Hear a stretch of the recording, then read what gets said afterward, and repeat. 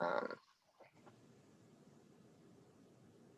all right, well, welcome and thank you for joining us tonight for the second Mount Hebron High School PTSA Advocacy Workshop on how to make change, part 2, beginning your advocacy journey.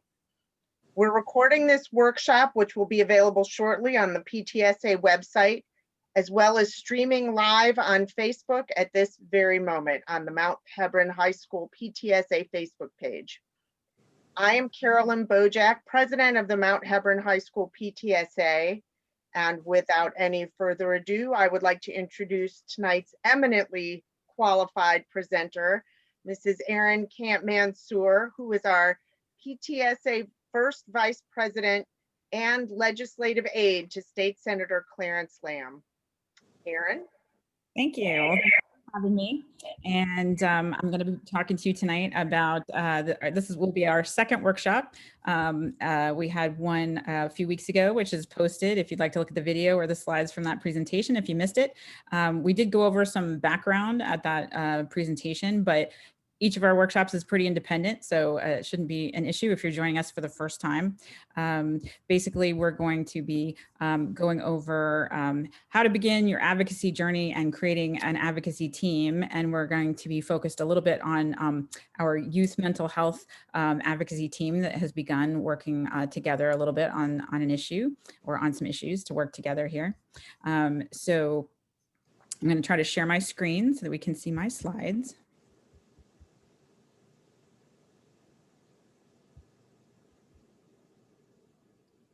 Live? Yep.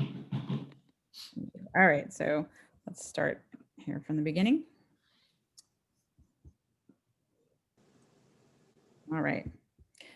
So again, I'm Erin Camp-Mansour, and I'm going to introduce our team too.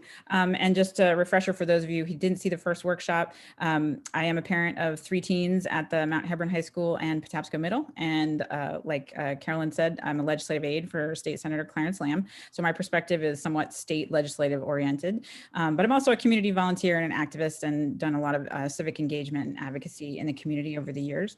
And I really wanted to help our community get active, especially this time of year before the General Assembly goes back into session. And I've been very fortunate to get to work with Carolyn, and who's also a parent of a current and 3 graduated Howard County students. And she's also our president of the Mount Hebron PTSA, 3rd year in that role, and a 17-year PTSA and community volunteer. And we started working together as we were part of the PTSA, and then more recently, as I came in as the vice president, we've been working on these advocacy ideas and how to get this project going. And we thought this was a way to help people kind of get engaged and learn a little bit, and then form some teams that could pick issues to work on going forward. And then as we were working, we Carolyn has also been working for several years with Ana Nunez, who is here with us tonight. She's a parent of a teen at Mount Hebron High School also, and a college freshman, and works for the federal government at DHHS and CMS. And she's became interested in mental health and well-being in our community, especially related to teens. And so she's been working with the PTSA for a couple of years on youth mental health programs and activities here at Mount Hebron High School. And so I thought we could kind of work as a team a little bit and create a little bit of activism in terms of advocacy on youth mental health, in addition to all the great programs that we do at Mount Hebron. So just a short, real quick review. I'm not going to get into too much detail. If you're interested or you missed the first workshop, you're welcome to go back and check that out. But basically, during that workshop, we hit some kind of general background and some terminology and a little bit about kind of the legislative landscape, just to get people oriented. But just to go over real quick, our willingness to create and maintain a variety of civic associations like the PTSA, or groups that advocate for youth mental health, or any other professional associations, is really critical to American democracy. And our government and the way it was designed really doesn't work if we don't engage and come together when we have similar backgrounds or issues that we want to work together on, and then help our legislators make decisions and elevate our voices to make sure they're clear about our priorities and what we think is important. So I wanted to help get involved and help promote civic engagement to address some of that we've had a kind of a slippage where we have a little less engagement than we used to. The issues are more complicated. People don't have time to read the paper or go to meetings sometimes, so it's hard to understand issues sometimes.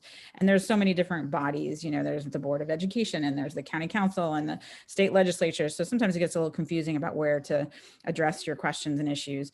So we spent some time on the Maryland General Assembly website the last time. And again, if you want to spend some time, you can go back to that and it'll give you a lot of helpful tips on using that website. And then we're going to touch on a few more things about it tonight, but focused a little bit more on the example of youth mental health and this advocacy team we're kind of working on and developing and moving forward with that journey. We also mentioned the Howard County delegation has a web page too that has some useful information. And then at the end of that workshop, we asked our participants to do a few things, which included figuring out how to identify your various local, state, and federal representatives. So that's in the presentation with links, and hopefully those of you who are on the call know how to do that, or you can do that later if you like. We wanted to try to ask folks to try to pick a topic maybe that they were interested in that they think they might like to work on, and then do a little bit of searching maybe on the state delegation or the MGA site, or even a Google search to kind of start that process, and maybe even join an advocacy team. And so Anna and Carolyn and I are working on the youth mental health team, which is evolving. And if anyone's interested in joining us on the work we're doing, you're welcome to reach me afterward. And coordinate with us as we are going to move forward and work on this together. We went over a few basic expectations. Again, this is meant to build knowledge and skills and confidence and community and make this process fun. We're not going to get into any particular details about the merit or, debating the issues in this context. So if we mention examples of certain, mental health legislation or things that we're contemplating promoting, we don't mean to be promoting that for everyone. We're just saying this is an example of a team and how we're going to be evolving kind of positions and advocating for things. Clearly you can advocate in your team on whatever you're connected to and that you feel you want to work on. But this is going to be kind of examples of how to do it, not so much what to do. And obviously, all of our sessions, if there are diversity of opinions, we want to keep it respectful. And, that, like I said, this is a nonpartisan work session to try to help everybody and anybody who wants to get engaged to be able to do that. So the first work team or advocacy team that we've kind of decided to kind of come around together and work on is youth mental health. And I'm going to go ahead and let Ana Nunez talk a little bit about how she got involved at Mount Hebron High School in youth mental health activities and education, and then how we ended up coming together to also kind of expand that into advocacy a little bit now. Absolutely. Thank you, Erin. So a couple of years ago, when both of my children were at Mount Hebron High School, I started through some personal experiences as well as seeing just the landscape of what the teens were going through up at the high school, that there was a real need for better coordination, better communication, education, awareness around mental health, and trying to provide the teens at the high school the appropriate levels of mental health support that they would need and kind of where and when they would need it. And a lot of it kind of digging deeper, I realized that, the teachers and the coaches and the staff at the school need some education and awareness and support as well, that the parents in the community absolutely need some education and awareness and some guidance of resources and what's available. As well as obviously, our main target was making sure that the kids learned about mental health and mental well-being. And when they started to struggle, they knew how to reach out for help or who to reach out to or where to look or ask questions. So I reached out to Carolyn as the president of the PTA and just started asking her questions, like, this is what I'm finding at the school, what do you know about it? And we started talking about the grant that Horizon Foundation had available to us, which allowed us a little bit of resources to sort of pursue what we wanted to do. And I joined kind of just through word of mouth. I joined the Mental Health Community Action Council, which is a group of people here in Howard County that is representative of anything and everything to do with mental health here in Howard County.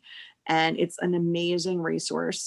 They meet monthly now. During the pandemic, it used to be every other month, but now we do it virtually every month. And it brings together all of the organizations that provide services, support, education, awareness, providers at every level, the health department, the hospital, just every, advocacy and mental health organization that's available. And it allows us an opportunity to work with the school board, the Howard County Public School System, to kind of identify, what's needed, what our priorities are going to be, how we can help each other work toward promoting, strong mental health among our youth. And so by making those connections, we were able to start providing more information up at Hebron. We did some suicide prevention trainings with grassroots. We provided materials at different events with the help of NAMI and American Foundation of Suicide Prevention and other organizations that we had connections with here in Howard County. Unfortunately, right when the pandemic started, we had planned a movie night with panels from representatives of all these organizations to discuss with parents and teens separately kind of what they saw in the movies and what type of issues are going on here in Howard County and what we would like to do about that.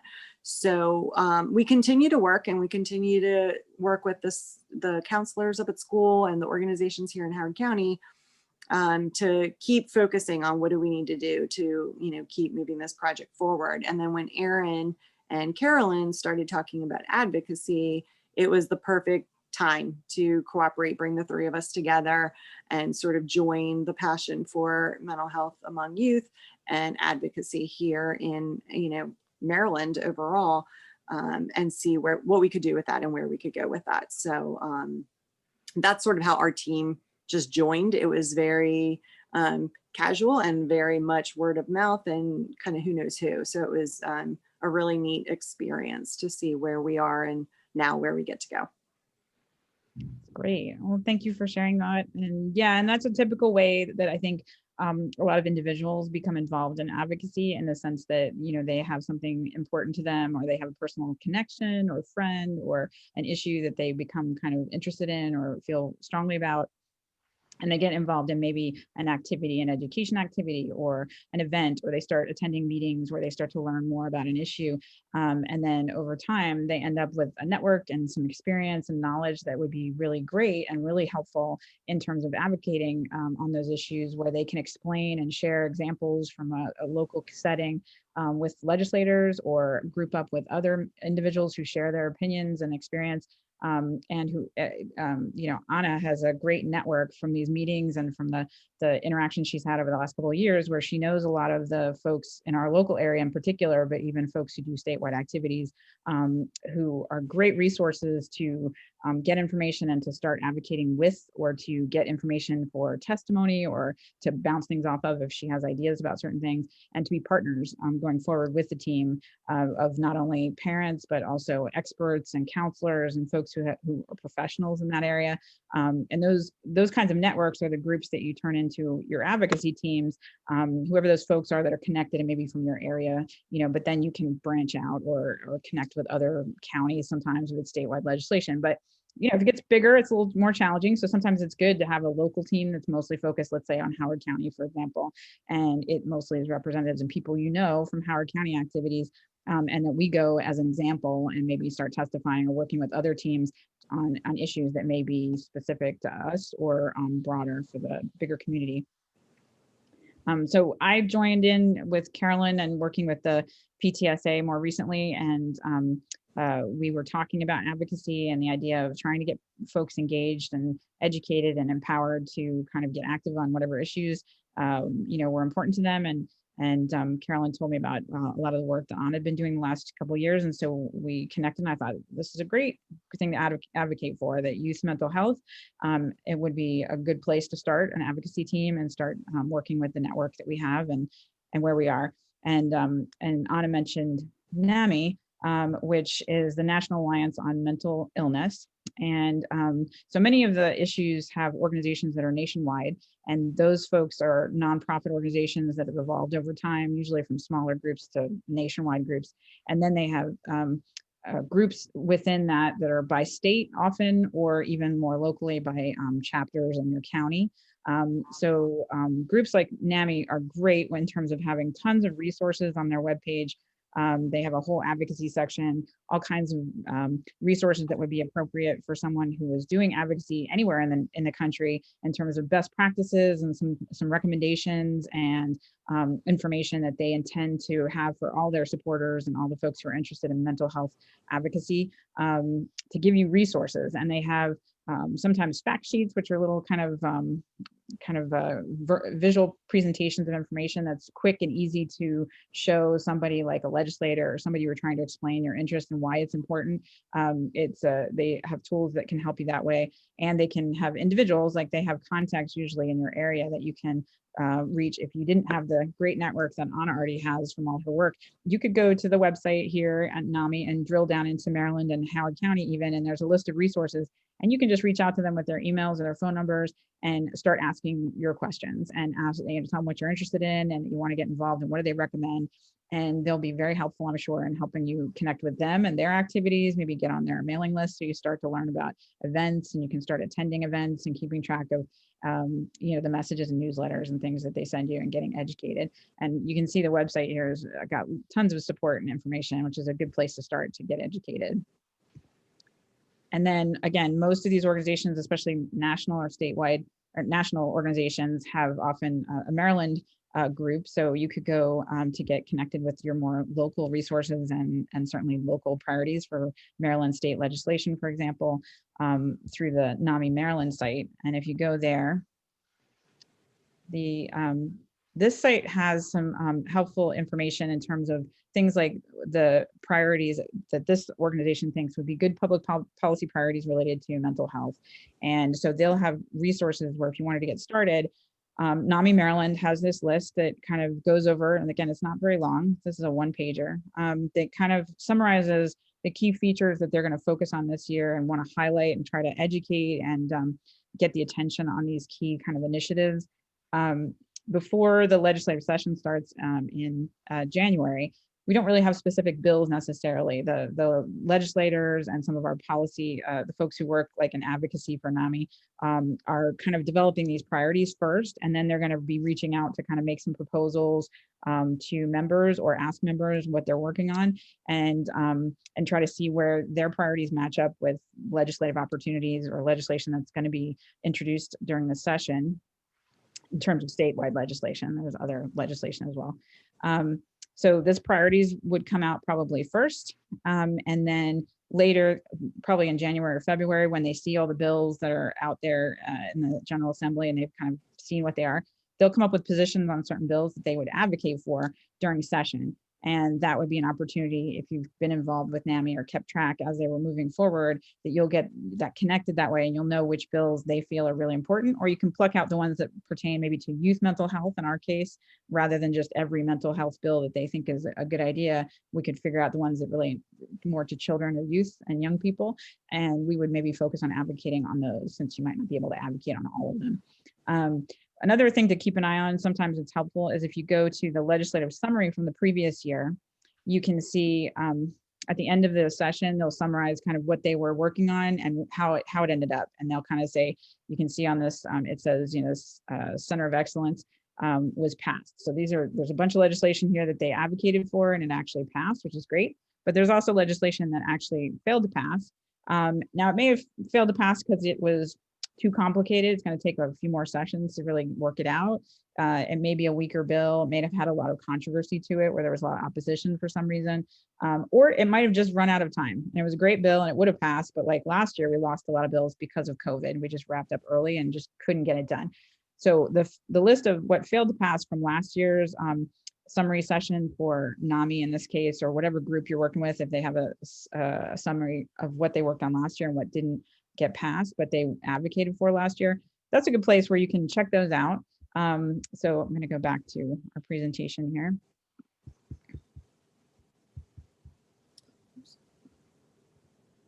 So these are just some examples from NAMI's 2020 legislative session.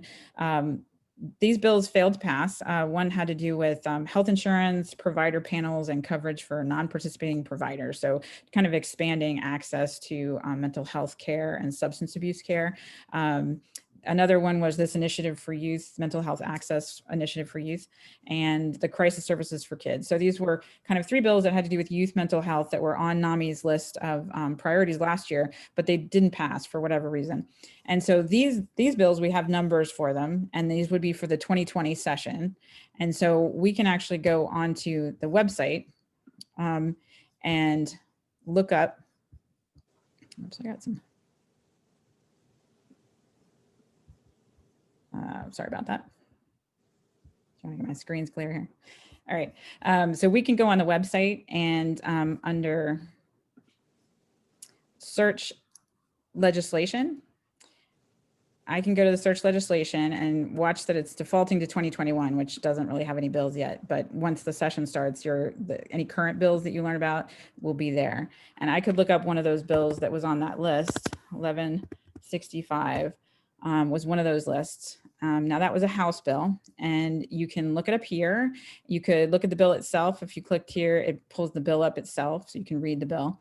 Bills are actually written in legal language, and so they generally are a little harder to read than the fiscal note. You can also look at the fiscal and policy note, and that has a little bit more of a kind of a general description of the bill for like a lay person, which is a little easier to understand. So you might want to read that one instead.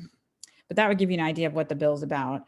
And then you can also watch the video. If you click this little video next to the, this is the committee that had a hearing on this, and the videos are really helpful because you can watch and they kind of summarize it as if nobody has heard of it or doesn't know too much about it. So they tend to introduce it and talk through it. And then they have various witnesses from different groups who present their position, and it's very easy to absorb. So I would definitely recommend checking out the videos. Website's moving a little slowly tonight, but once it pulls up, you hit play and it'll play the whole hearing, and you can watch the hearing and the conversation about the bill and the description of all the features. And that's a great way to learn more about the bill. So you get oriented. You can also look at the witness list. And this would be all the people who testified either verbally or put written, testimony in on the bill. And this would also be things you could look over to get a sense of who was favorable. FAV means favorable on the bill, and UNF is unfavorable. And sometimes it says FWA, which is favorable with amendment, which means they're generally support the bill, but they might want amendments or something different to it. So you could look at anything on the witness pages or the testimony to get an idea of what testimony looks like, kinds of people who have testified, and what the kind of debate was on that particular issue. So that's one way to kind of get oriented and start doing a little bit of research on past legislation and issues and see which things maybe appeal to you or look like they were, good bills. Or you could go reach out to the delegate or the senator who was listed there. You could reach out to their office as well and check with them and see if they're planning to reintroduce the bill. And if not, is there those folks obviously have advocated for mental health legislation in the past. And so they might be good people to coordinate with in the future to see what bills they're doing currently and what you might be able to help with, or they could give you directions what other bills might be coming up that are drafted but not really available yet, and help you figure out what you want to work on. That's most of the context in terms of what we've been doing with youth mental health and how you might kind of start to investigate legislation and what's kind of come before and what you might want to work on going forward to advocate on during the upcoming session. So the next section of the presentation here is about kind of getting oriented to, what you would be doing really would be maybe preparing testimony. For example, if you wanted to tell your story and maybe take an extra step and not only just advocate for a bill, but actually submit maybe a letter about why you think this is important and your position on the bill. And you can submit written testimony, which means you don't have to stand up and say anything, but you could put it in the record like a letter of why you're supporting this bill and why you hope that they'll vote. for the bill. And then you can also advocate among the committee members or with members who are all going to vote on the bill if it gets to the floor of the House or the Senate by making phone calls or scheduling meetings to discuss the bills and the positions that you feel are important with maybe some of your friends who are advocating with you. This year, all that will be kind of virtual because we are in a virtual setting this year. So the next part of the presentation, I just wanted to go over a few of the kind of procedures for how the General Assembly is going to be operating uniquely this year. So if anybody's watching this who's done work at the General Assembly before, it definitely is going to be pretty different this year. And if you're getting involved for the first time, keep in mind that this is kind of a unique setting where we're going to be operating kind of strangely this year and with improvised technology and procedures. And so things may be a little bit bumpy this year as we try to kind of continue to do our work, but in very different ways as we kind of deal with the COVID-19 pandemic.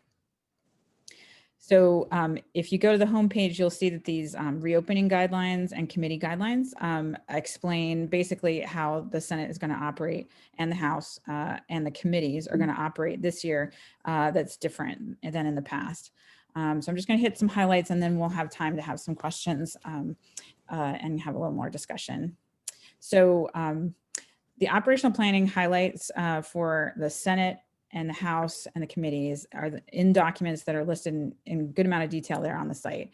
And so I showed you that and you're welcome to check that out. And I want to make sure that you also keep in mind that if you are going to be interacting with any of the teams during session, these guidelines are generally their plan, but any committee could have changes at any time. So you definitely, if you're going to be testifying or you want to look up the most recent procedures or rules pertaining to testimony, you definitely want to go to the committee pages for whatever bill you're looking into and verify what's on that page, because that will be the most up-to-date information.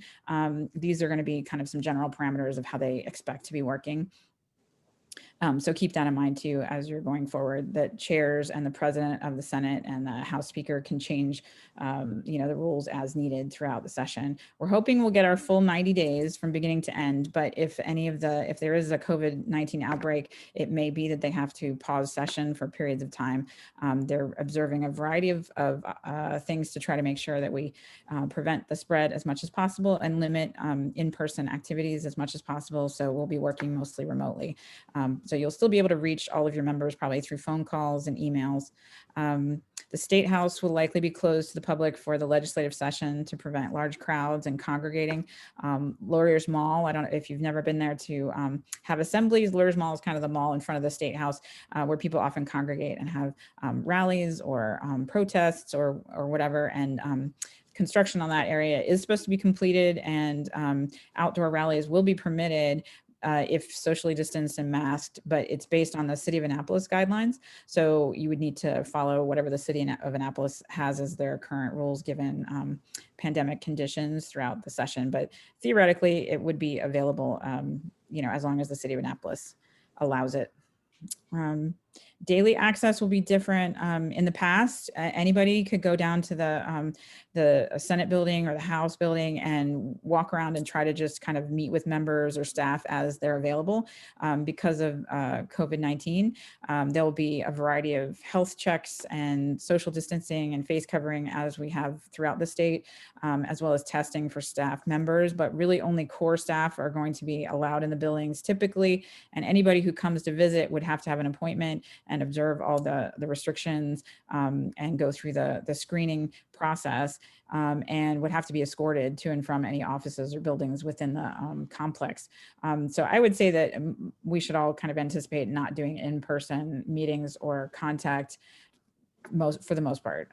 It's possible, but it's not recommended and it's not generally how we're going to operate. So we'll be doing lots of Zoom sessions, kind of like this, and signing up and doing Zoom hearings and testimony, which may be a little bit challenging, but they do have a plan. So we'll be doing testimony of the public will be by Zoom, and committee witnesses will be different. In the past, pretty much if you showed up within the time you could sign up, usually the morning before the hearing, anybody who signed up in the time frame that was offered typically was allowed to do a couple minutes of oral testimony and submit their written testimony. The Senate has decided, because of COVID-19 and all the bills we're trying to cover and the modified procedures, that they're only going to allow 4 favorable and 2 favorable with amendment witnesses, and then 4 unfavorable witnesses. And generally speaking, the sponsor will be managing 3 of the 4 favorable witnesses. So it'll be more important, if you want to testify, to coordinate with the sponsor of the bill. So whoever that is, you would want to contact their staff members and express interest in testifying and see if you can be one of their witnesses. And if not, then there's a 4th slot for the Senate where you could sign up for a favorable testimony, and they'll select somebody from that slot. But if there's multiple people signed up, only 1 is expected to be allowed to orally testify, and the rest would be a written testimony you can submit, which is not limited. So you can always submit written testimony. And that's pretty much what I was mentioning here, in terms of, the different slots that are optional and how they'll handle that. Unfavorable witnesses will be handled mostly by, I think the chairs will be setting up certain slots for different organizations and managing that process. And all this is slightly different than what we've done in the past. And it is different than the House. So I would check the reopening guidelines for the House, who have less restrictions, and more people will be allowed to testify in the House than in the Senate, typically, in this modified session. So keep in mind the Senate, typically during our sessions in the past, we had a Monday night session where the House and the Senate would have all the members meet in their chambers and discuss bills and legislation and vote. And then we had Tuesday through Friday, we had also had sessions typically in the mornings, and then committee hearings in the afternoon. They're modifying that, and this year it's unlikely, especially in the first third or so of the session, that we will have very many floor sessions. I believe they're scheduling them currently on Fridays mostly, and then the rest of the week will be committee hearings on bills. So that's unusual for folks who've done that before. It's a little bit different than it has been in the past. So keep that in mind. The House office building will also be under restricted access. So if you were used to coming and just dropping by and visiting, obviously you'll need to call your member and make an appointment if you're going to come down. All the district nights, legislative receptions, and committee dinners, which used to be a really big part of session, where there were just parties pretty much from the beginning of session until the end of session, are all canceled. And so none of that is happening this year. Receptions and committee dinners, which used to be a really big part of session, where there were... We got a little echo online here. So then the committees will be operating virtually in the House, just like they will in the Senate. And these hearings will start around the 14th, probably the day after a session reopens. So we'll have some committees that start having hearings pretty quickly. And so bills that were filed in advance, they're called pre-files, that we've put in early, will start to have hearings pretty quickly as soon as session begins. So anybody who's interested in those bills will want to keep an eye on the websites when they start putting up the bills that have already been filed, and start to get numbers and show up on the website. You'll be able to look at what bills are being considered, and the hearings will come up pretty quick. So as much as we can do to get active, and as soon, now and in the coming weeks, that will really help to advocate for those bills. Online testimony will be submitted online this year. And we did do that last year for the first time, and it was great because now it's all available on the website, which is a really big advantage. But this year we'll be signing up and testifying virtually online too, which will be new, and we'll have to see how that goes. Oops. Then voting and subcommittee meetings will be all live streamed through the MJ website, which is great because sometimes subcommittee meetings where they discuss the bills weren't necessarily videoed or streaming. And so you would have to go down and actually sit and watch the hearing in person to see what happened. So there will be some things that will be more accessible now because of the COVID-19 restrictions and procedures. So that was a lot of information. I kind of just wanted to give you an overview, I guess, of how operations were going to be at the General Assembly, and then some of the work we've kind of started working on related to youth mental health. And so I would say that for a follow-up and for you and things that we would love for you to do after the session. If you could continue your research on whatever topic you've chosen or you're interested in terms of local and statewide legislation, that would be a great next step after your initial kind of decisions and investigation. And if you can find another individual, a group, association, or organization to join and work with, that would be another step you could take to expanding kind of the work that you're doing, like what Anna and our group are doing in terms of, she has a great network of folks, especially around Howard County, who have expertise in mental health services and education and advocacy too. And so connecting with some of those folks to kind of get organized and maybe have some meetings and go over some of these priorities and decide how you want to work together to kind of make some progress on advocacy issues. That would be the next step if you were moving your advocacy team forward. And then identifying at least one kind of related initiative or a piece of legislation would be another way to go, which is to take a look maybe at some of that failed legislation, for example, that NAMI listed, or from some of your research or touching base with some of your legislators, you might discover some draft legislation that they're aware of, or their own legislation that they want you to help with or would love to have your involvement with in terms of developing testimony or advocating by making phone calls or supporting the legislation. So if you can find one or two that you think sound good to you and you'd like to make some progress on, that would be a great way to focus a little bit on a manageable project. And then you could plan a meeting with your elected official to discuss your interest or your concern, and bring maybe some of your friends or some of the associations, connections that you've had, and set up maybe a Zoom meeting and talk through kind of what you've been looking at, what you're thinking, and then see what your legislator has to say and what they can offer in terms of guidance or what kinds of legislation that you might be able to help them with. And you, of course, you're welcome to contact me or our advocacy teams here at Mount Hebron High School to get any kind of input that we can offer and help. Again, the video from the first workshop that we had is on our Mount Hebron High School PTSA, sorry, website, and on our Facebook page. The video's there, and this session will also be there, as well as the slides. So you're welcome to reference those later. I know we went through a lot of information kind of quick, but we just wanted to kind of give you an update on kind of where we're going and what we're doing, and hopefully encourage you to begin your own journey to advocate for things that are important to you in your community. So my contact information is here, and Anna's, if you'd like to reach us about youth mental health or about advocacy, an advocacy team on another topic, you're welcome to do that. So, so I'm open to any questions. If anybody would like to ask questions, or I can be of any help on resources, or if we need to go back to anything and touch base on more detail. What does a normal testimony look like? Mm-hmm. Yeah, that's a good question. There's a lot of different kinds. So what I think I'll do here is go back to one of the web pages. Let's see. Oops.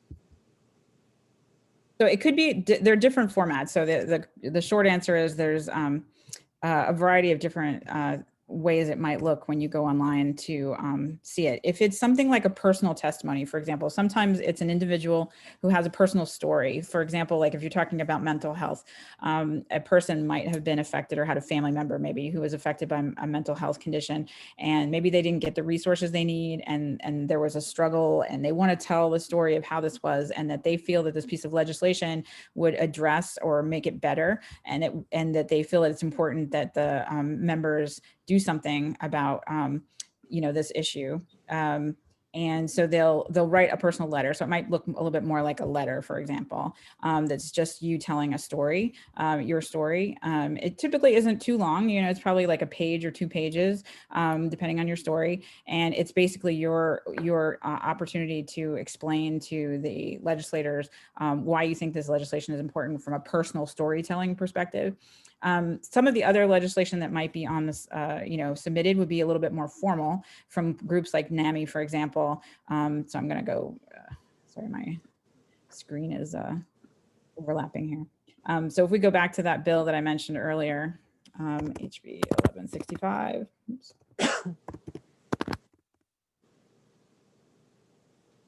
And we pull up the bill and we go to the witness list. That would be where the testimony is. So this would be a favorable testimony, let's see, from, let's say, the League of Life and Health Insurers of Maryland. Well, that was unfavorable. That was oral. Maryland Coalition of Families, for example. So that's a nonprofit group or coalition of advocates, essentially, and family who want to advocate for certain things. They would do it a little bit more like a formal letter, sort of. So it would always have, and the committee page will have instructions of exactly how your written testimony needs to have certain features so they can tell what it's for. For example, it has to have the bill number. It usually has to have the exact title of the bill. That's helpful. And then you put your organization, or you put the title of who you're addressing the bill to, which would be the testimony to, which would be the committee, and then the date and your position. They want you to say position. You either support it, or you support it with amendment, or you're against it. And then the rest would just be kind of your argument for or against the bill. So in this case, when it's an advocate, again, you try to keep it short because the members are going to have sometimes a lot of testimony to go through. So you want to kind of make it a short, kind of clear articulation of what your arguments or your thoughts are on why you want this to pass. So that would be another format. Sometimes it's a letter, sometimes it's in the format of a letter. But generally that's it. You can also include data. It doesn't have to just be that. You could actually include with your testimony, like in a PDF, you could scan it in, you could add maybe some charts or articles or things that you found when you were working on your project that were made it important, that you thought would be helpful for them to make their decisions or help persuade them to support your position. So that happens sometimes where individuals will have charts and graphs or references to certain articles, or even include the article with their testimony to make sure that the members have that in front of them. And so I think that would be the answer, that it could vary, but it's usually something fairly short, organized, so that you can make your key points about whatever you're presenting to the members quickly and clearly to try to persuade them to vote for the bill. Thank you. Sure. Thanks for asking your question. Are there any other questions?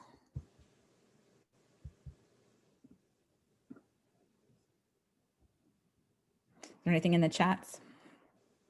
I didn't see anything in the chat, Erin. Okay. Nothing on Facebook.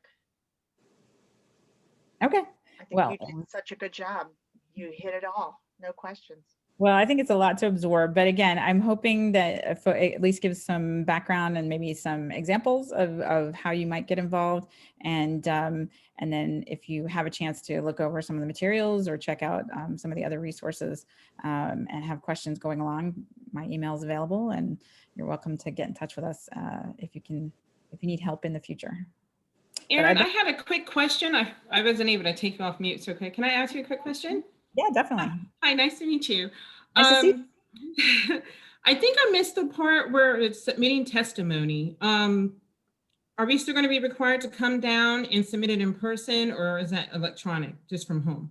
It's theoretical because nothing is actually developed yet, but I believe OIS is trying to make it such that all the transmission of materials will be electronic. So I don't believe they will be accepting paper. Last year they were, with the COVID ramping up right at the end of session, they were using gloves and trying to keep things clean, but that's really not feasible. And so I think they're trying to make everything electronic this year.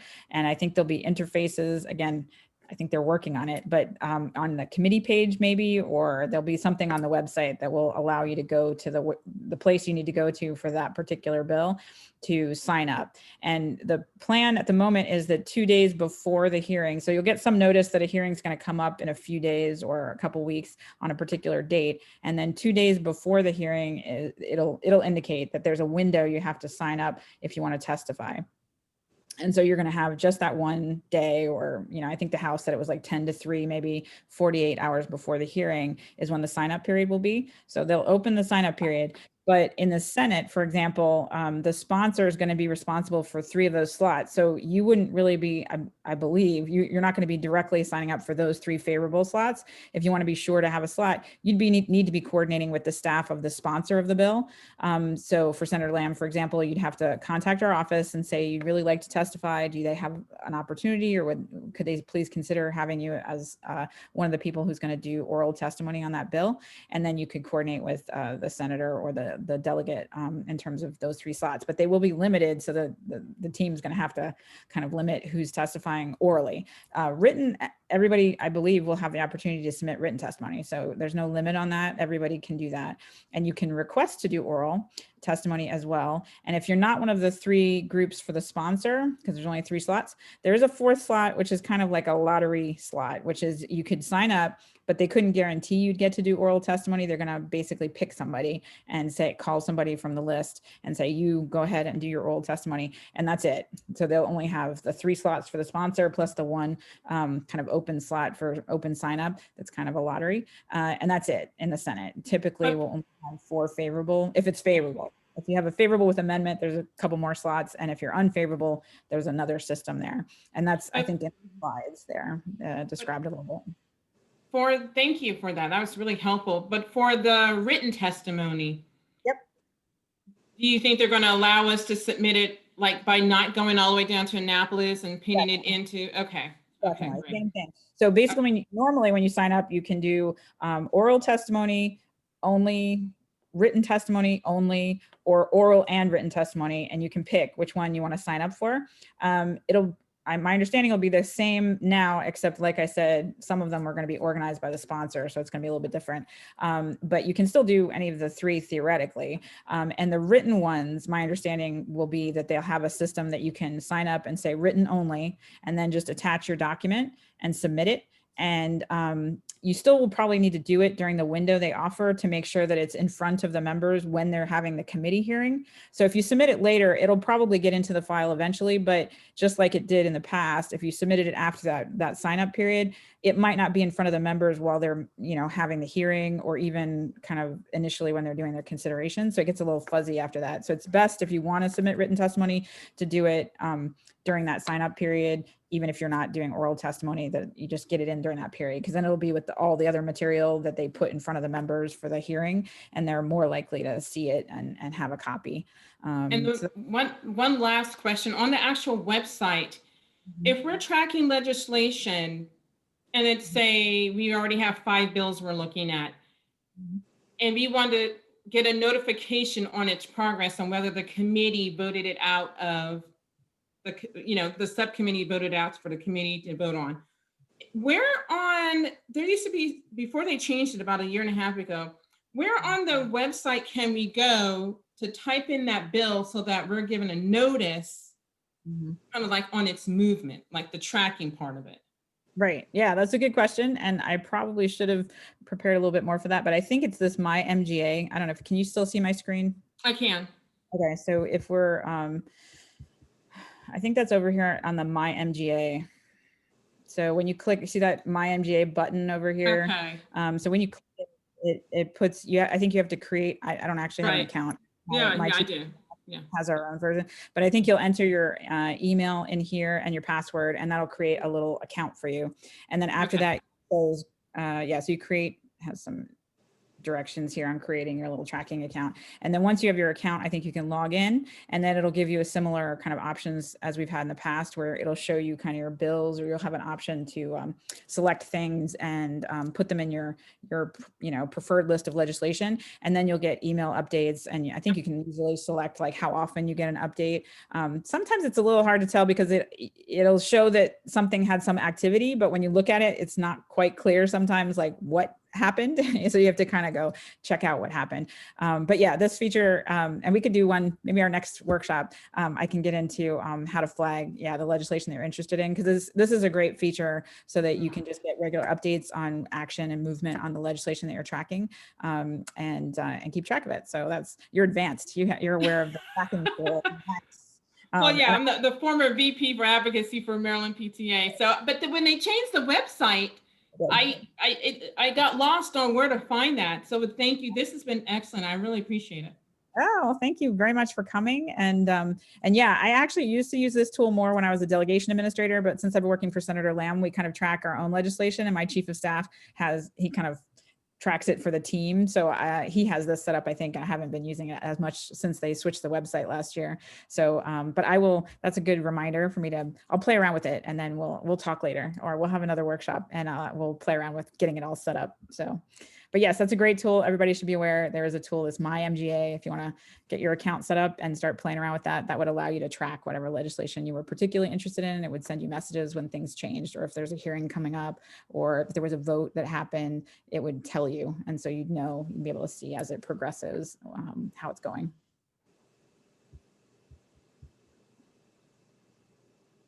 All right, are there any other questions?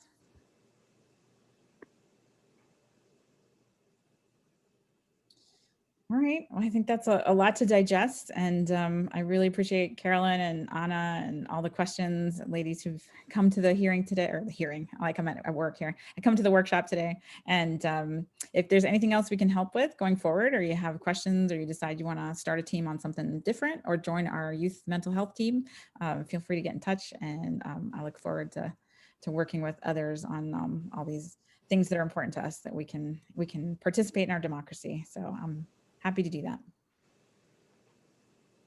So much. Thank you. Carolyn, you have any final words for us? Just to say, Erin, we are so grateful to have your experience and your passion for advocacy and everything legislative, to have you on our team to share all of that knowledge with us. And I think we'll end up touching a lot of people and so many different issues with these workshops. So thank you very much for lending your expertise to this. And thank you to everybody who joined us tonight. We will certainly let you know if there are future workshops coming as we track the youth mental health issue, or please do contact Erin if you have other issues that you are passionate about and want to get involved in advocacy with. And track the PTSA Facebook page and the PTSA website. For more information on advocacy, we're going to have an advocacy tab right on our homepage, so you can keep track of what Erin and the PTSA are up to.